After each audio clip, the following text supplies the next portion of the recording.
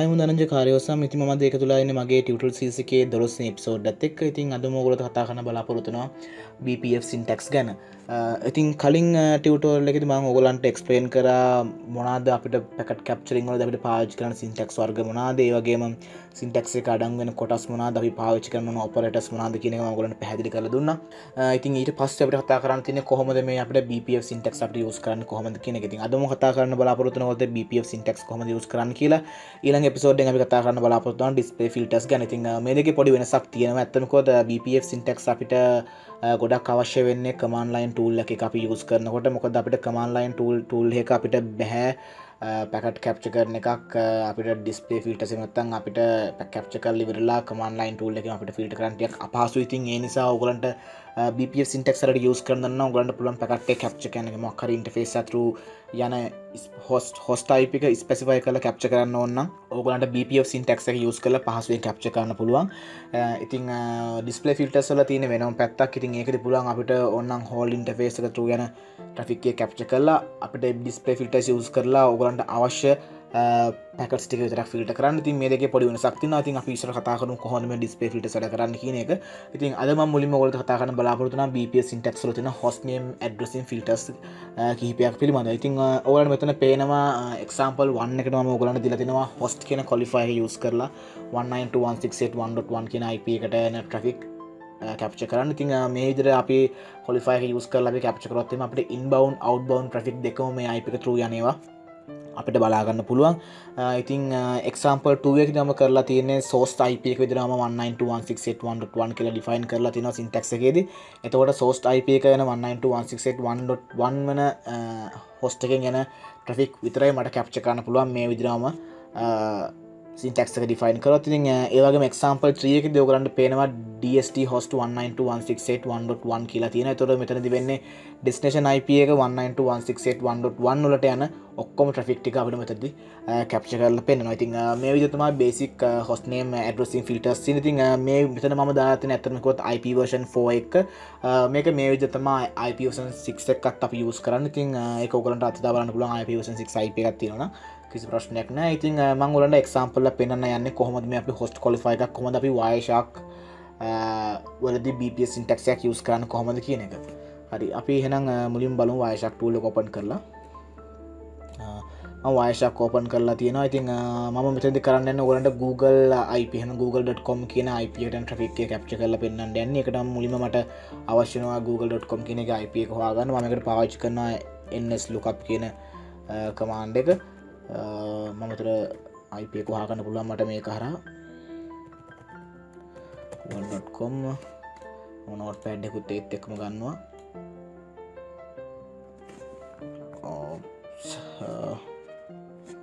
මගේ ඉන්ටර්නෙට් වල මොකක් හරි ප්‍රශ්නයක් තියෙනවා. අපි බලමු ආයෙ පාරක් try කරලා .com හරි මගේ IP එක මට හම්බුණා 216යි 58යි 196යි 196. ඉතින් ඕක තමයි IP එක. මම IP එක type කරලා copy කරගත්තා මගේ ලේසියට.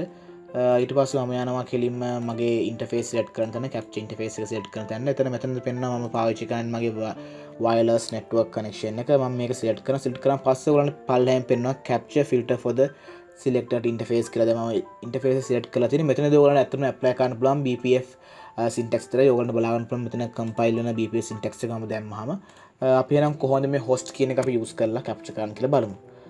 host කියලා type කරනවා. ඔයගලන්ට මෙතන මේ අලුත් version එක ගැන ඇත්තටම කිව්වොත් මේ BPF syntax මෙතන suggest කරනවා. පරණ version වල නම් ඇත්තටම මේක suggest කරන්නේ නැහැ. ඉතින් ඔයගලන්ට මේක ලේසි දැන් නැති කෙනෙක්ට පුරුදු වෙන්න මේක එක්තරා විදිහක ලේසි. මොකද command එක පල්ලෙන් suggest කරන නිසා. මම host කියලා type කරනවා. ඊට පස්සේ මගේ IP address දානවා. මේ command එක success නම් අනිවාර්යෙන් මේ window එක green color වෙනවා. ඒතර command එකේ කෙනා capture කරන filter syntax එකේ වැරද්දක් නැහැ. දැන් ඔයාලට පෙන්වනවා ඇති මෙතන දැම්මහම IP එක වැදලා පෙන්වනවා. ඒ වගේම මෙතන capture filter වලට මේ filter එක apply වෙලා තියෙනවා. එතකොට දැන් මම මේ filter දැම්මම මම ගිහලා browser එකේ Google එක්කම තව මොන හරි site access කරොත් මට ඇත්තටම පෙන්වන්නේ මේ IP එකේදී වෙන communication විතර. එහෙම නැත්නම් Google access කරන නම් මට විතරයි මට පෙන්වන්නේ. ඊට අමතරව වෙන site එක access කරොත් එහෙම මේක මට මෙතන පෙන්වන්නේ නැහැ. අපි වෙන start කරලා අපි නිකන් try කරලා බලමු කොහොමද මේක ඇත්තට වෙනවද කියලා. මම දැන් IP address type කරලා තියෙනවා. මෙතන start කරනවා. දැන් මෙතන කැප්චරින් පටන් අරන් තියෙනවා. මම මගේ බ්‍රවුසර් එක ඕපන් කරලාම www.google.com එකට යනවා. ඒත් එක්ක මම තව යනවා doc.oracle.com එකට. ඉතින් බලමු කොහොමද මේ කැප්චර් වෙන්නේ කියලා. හරි. දැන් ඔයාලට පෙන්වන්න ඇති මෙතන මට පෙන්වන්නේ මගේ PC එකේ IP එකයි Google server එක අතර තියෙන communication එක විතරයි. ඊට අමතරව මෙතන මට මොකුත් එක IP එකක්වත් පෙන්වන්නේ නැහැ. මම මෙතන oracle.com එකටත් යනවා පේනවා. නමුත් ඒක තාම load වෙනවා. මට ඒ traffic එක මට ඇත්තට මෙතන capture කරලා පෙන්වන්නේ නැහැ. මොකද මම syntax එක use කරලා තියෙන්නේ Google IP එකට යන traffic capture කරන්න කියලා විතරයි. අපි ඒක අයින් කරලා ඕන අපි capture කරලා බලමු එතන මොනවද capture වෙන්නේ කියලා. මම දැනට මේක stop කරනවා. stop කරලා ඉවරලා මගේ filters වලට ගිහලා මේ ෆිල්ටර් එක අයින් කරනවා. අයින් කරලා ආපහු ස්ටාර්ට් දෙනවා. ස්ටාර්ට් දුන්නාම ඔයගොල්ලන්ට පේනවා ඇති ඔය ගොඩක් දේවල් කැප්චර් වෙනවා. ඉතින් මේ විදිහ තමයි host කියන qualifier එක use කරලා අපි කැප්චර් කරන්නේ. එහෙනම් අපි ආයමු අපේ presentation එකට. අපිට ඊළඟ කතා කරන්න තියෙන්නේ port filters. කොහොමද මේ BPF port filtering syntax එකක් use කරන්න කියන එක. මේකේ මම දාලා තියෙනවා example එකක්. first example එක port 80. මේක lazy වලට port කියන qualifier එක use කරලා space වලට ID එක දෙන්න පුළුවන් port 80 ඔන්න port 25 520 8080 වගේ ඕන port එකක් දෙන්න පුළුවන්. ඒ වගේම example 2 එකේදී මම දීලා තියෙන්නේ මෙතන මම පාවිච්චි කරන operator එකක් no operator එක no port කියලා දීලා තියෙන. ඒතර port මෙතනදී මේ syntax එක පාවිච්චි කරන වෙන්නේ port 80 හැර අනිත් ඔක්කොම traffic capture කරන්න කියන එක. මේක මම හිතනවා ඔයගලන්ට පැහැදිලි මොකද්ද වෙන්නේ කියලා දාලා තියෙන එක. ඉතින් එහෙනම් අපි ඒක try කරලා බලමු Wireshark එකේ කොහොමද වෙන්නේ කියලා.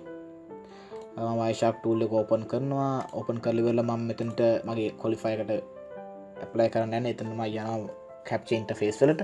ගිහිල්ලා ඉවරලා මම type කරනවා port 80. මගේ qualifier එක okay. කියන syntax එක හරි. ඊට පස්සේ මම කරන්නේ මෙතනට ගිහිල්ලා google.com කියන එක refresh කරනවා. refresh කරාම ඔයගොල්ලන්ට බලා ගන්න පුළුවන් මෙතන port 80 විතරක් capture වෙලා පෙන්නනවා. TCP MA TCP authentication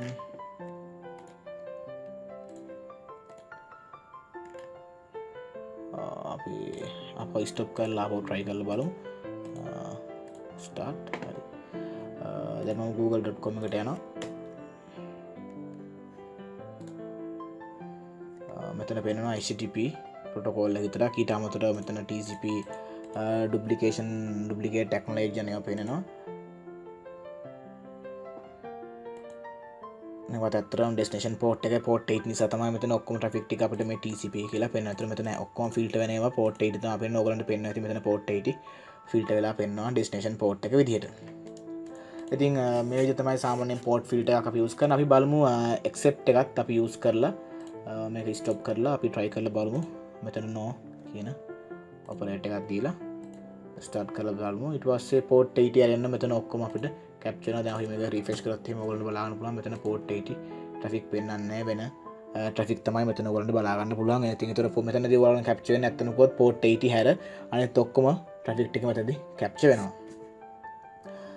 අපි එහෙනම් ආපහු ඊළඟටම presentation එකට presentation එක අපි ඊළඟ slide එකට යමු. මේකදී මම කතා කරනවා ඊළඟ protocol filtering. අපි basically දන්නවා ඔයගොල්ලෝ පාවිච්චි කරනවා ping කියන command එක. මම දැන් example 1 විදිහට මම දෙන ICMP protocol එක.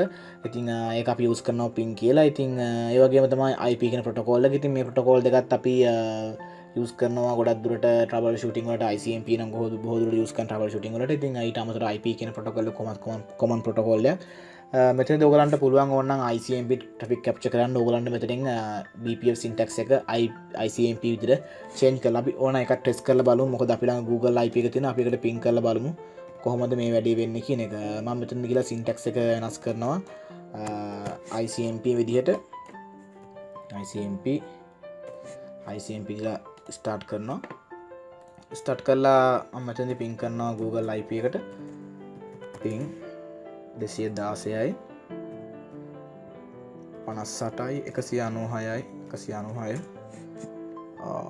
ඇත්තරම හරි ඔය ඉතින් ping වෙනවා. ඉතින් ඒ වෙද්දි මෙතන පෙන්වන්නේ ඇත්තරම අපි continuous ping එකක් දාලා බලමු කොහොමද මේක ඇත්තට වෙන්නේ කියලා. මෙතනද ඔයගොල්ලන්ට පේනවා දැන් මම continuous ping එකක් දාලා තියෙන්නේ. පොඩි time out එකක් යනවා. ඒකත් ඔයගොල්ලන්ට බලා ගන්න පුළුවන්. ඉස්සර කලින් නම් ping වුණා. මේ විදිහ තමයි සාමාන්‍යයෙන් ICMP traffic capture වෙන්නේ. මං හිතනවා ඒක පැහැදිලි වෙන්න ඇති කියලා. දැන් ඔය එක රික්වෙස්ට් එක යනවා ඒක not responding කියලාත් ඕගොල්ලන්ට මෙතන පෙන්නනවා. ඉතින් මේ විදිහට තමයි අපි සාමාන්‍ය ප්‍රොටෝකෝල් ෆිල්ටර් එකක් යූස් කරන්නේ. ඉතින් මීට අමතරව අපිට ඊළඟ කතා කරන්න තියෙන ඩිස්ප්ලේ ෆිල්ටර්ස් ගැන. ඉතින් ඒක මේකට වඩා පොඩ්ඩක් වෙනස්. මොකද ඒක බොහෝ දුරට වැදගත් වෙන්නේ Wireshark tool එකත් විතරක් පාවිච්චි කරනවා. මොකද ඒක through අපිට පුළුවන් ගොඩක් දේවල් කරගන්න. ඒ කියන්නේ අපි එක්සැම්පල් එකකට ගත්තොත් එහෙම ඔයගොල්ලෝ මේ වගේ BPS syntax එකක් පාවිච්චි කරොත් එහෙම ඔයගොල්ලන්ට කැප්චර් වෙන්නේ මේ අදාළ syntax එක යූස් කරලා කැප්චර් කරන ෆිල්ටර්ස් ටික මේ data ටික විතරයි. එමත්නම් පැකට්ස් ටික. ඉතින් Wireshark වල තියෙන වෙනස වෙන්න අපිට පුළුවන් හෝල් සම්පූර්ණ පෝට් එක through වෙන ඔක්කොම කමියුනිකේෂන් ටික එකපාර කැප්චර් කරලා අපිට මේ ඩිස්ප්ලේ ෆිල්ටර්ස් කියන යූස් කරලා අපිට අවශ්‍ය ටික විතර ෆිල්ටර් කරන්න පුළුවන්. ඉතින් අපි ඒ ෆිල්ටර්ස් ගැන අපි ඊළඟ ටියුටෝරියල් එකෙන් අපි කතා කරමු. එහෙනම් අපි ඊළඟ ටියුටෝරියල් එකෙන් හම්බ වෙනවා. ඉතින් ඔයගොල්ලෝ මම ප්‍රශ්න දෙන්නම් කමෙන්ට් කරන්න. YouTube එකේ ප්‍රශ්නයක් නැහැ. මම ඒකට උත්තර දෙන්නම්. ඒ වගේම මගේ channel එක subscribe කරන්න. එහෙනම් හැමෝටම අපි ඊළඟ ටියුටෝරියල් එකෙන් හම්බෙමු. හැමෝටම සුබ දවසක්.